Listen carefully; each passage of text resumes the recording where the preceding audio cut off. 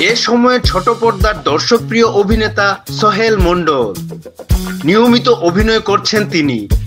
এরই মধ্যে বেশ কিছু নাটকে সাবলীল অভিনয় দিয়ে আলোচনায় এসেছেন এই অভিনেতা, যার পরিপ্রেক্ষিতে এখন বুঝে শুনে পা ফেলছেন তিনি।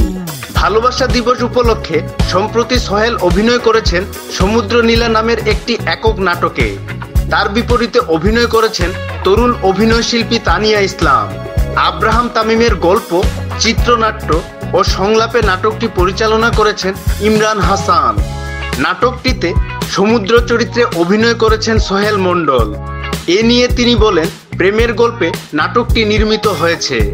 কক্সবাজারে ঘুরতে গিয়ে গল্পের নায়িকার সঙ্গে দেখা হয়। একটা সময় বুঝতে পারি আমরা পূর্ব পরিচিত। এ থেকে দুজনের মধ্যে ভালো লাগা তৈরি হয়। ঘটতে থাকে নানা নাটকীয় ঘটনা। আশা করছি ভালোবাসার গল্পে নাটকটি দর্শকদের ভালো লাগবে।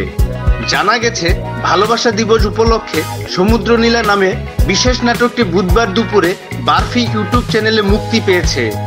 নাটকটিতে একটি গান ব্যবহার করা হয়েছে।